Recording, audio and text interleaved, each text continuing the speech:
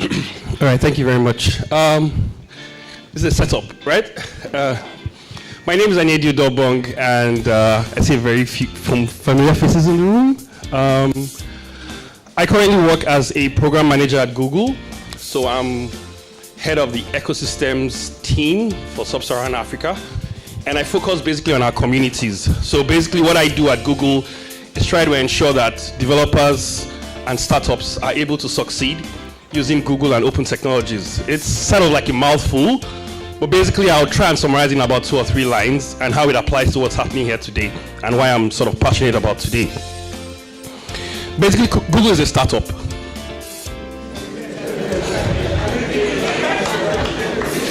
But it's like a startup with like 100 startups. And one thing about startups is that startups fail. Startups fail a lot. So if I talk about the products that are kind of like successful at Google, I'll tell you about the products that have failed at Google. Like our amazing social media platform called Google+. Is this being recorded?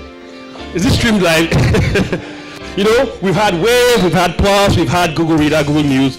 We kill projects when we feel they're not gaining enough traction.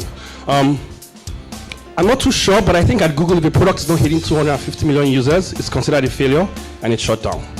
Right, so basically, when you start out to do something, if it's not going the way you planned, you should shut it down, right? So or you should pivot, or you should take some lessons from that product and take it somewhere else and build another product that may be better or may not get kind of adoption you want, or may get the kind of adoption you want. On the other hand, we also have 7 products that have at least 1 billion users or more. And that's a lot. Like, I used to give out prizes for people who can say that, but I think some people in this audience know that answer, so I'm not, and they might even be the television crew or the tech point crew. So I'm not going to dash them a prize. But basically, there's Android, there's Chrome, there's Gmail, there's Maps, there's the Play Store, there's Search, there's YouTube, and I think I've missed one of them along the way. Not Drive. What? Not yet. Definitely going to get to 1 billion. We have no doubts about that. Definitely. What? Nope. What did I say? Android, Chrome, Gmail, Maps, Search, the Play Store, YouTube. I keep getting. No. It's not translate. I'll remember. I'll tell you when I used to wait off it.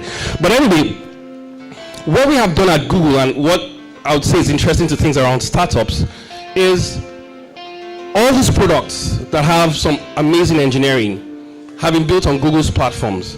And that exact infrastructure, that platform is available for you right now to all developers, companies home and abroad. There are people right now building on Google Cloud Platform. There are companies, some of the most amazing of them include Snapchat, that built entirely on Google Cloud Platform. Sometimes when we talk about Snapchat, sometimes I even feel like, oh, just one company and then you're making so much noise about it. But I'll take a little bit of a step back and why some companies like Google, Facebook, Amazon are very important. These companies set out to solve a problem. So maybe Google tried to make information available and they tried to do that scale, on a very large scale. In trying to do so, what happens is that they had to build an amazing amount of engineering talent to be able to solve that big problem, to make anything you search for findable. A lot of engineering talent. Same thing with Amazon. You want to sell books or sell anything online. In trying to solve that problem of making sales go through and making transactions successful and keeping users' data private and secure, they built an entire platform for their products. Same thing with Facebook. You want to connect everybody in the world, you're going to need some amazing, serious engineering to make that happen. What you have now seen is that those companies, either to defend their position, to increase their market share, are now making that entire stack available. Probably Amazon Web Services was one of the most successful and one of the first to do it, but everybody else is doing it. Even Microsoft, who knows how to do, and I can't really speak for companies here, so please don't quote me, but they've been doing Office and systems and accounts for businesses. They're making their own entire platform available to businesses with products like Azure and stuff like that. Even IBM. So basically, you've seen a sort of a shift where apart from just making successful products to power their billion-dollar ideas of businesses, the infrastructure that lies on that is kind of like a race. Infrastructure that lies on that everyone is trying to say, my infrastructure is the best infrastructure to build a platform on. So you should focus on, are you solving a problem? If you're solving a problem, the other aspects of engineering, hosting, load balancing, network load, those really deep engineering things that, especially as a startup or at the beginning of your journey, you may not have all the resources, you may not have all the talent, you may not have all the money to do by yourself. You can use any one of these platforms. I'm not a salesperson. I like to say ours is probably maybe the best or the most intelligent. Other people may have different opinions. I know that this conference is sponsored by our blue friends, but in the long run, as a startup, you're going to face a lot of challenges. And what we're trying to do as a company is help you with some of those engineering challenges. And secondly, right now, we have a program called Launchpad Start going on in Lagos right now. And when our CEO was in town earlier in the year, we announced Launchpad Africa.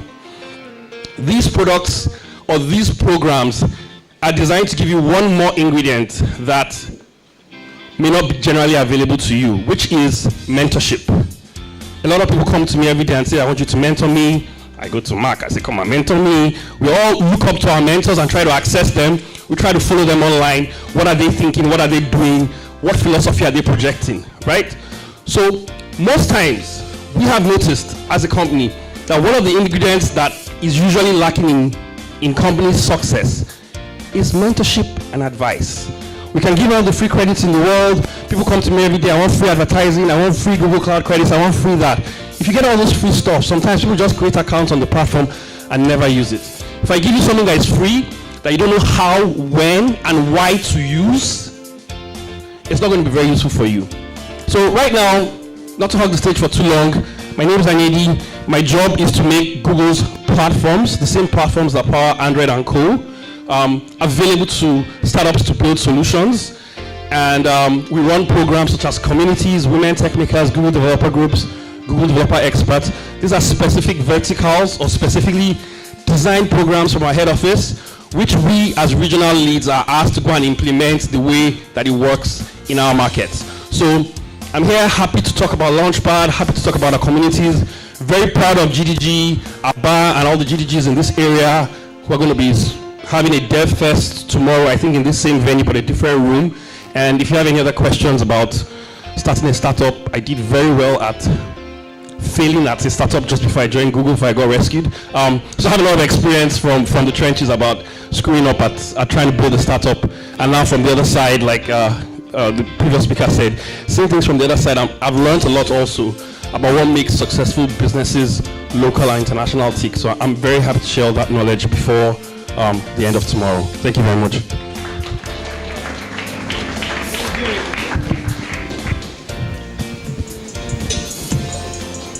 So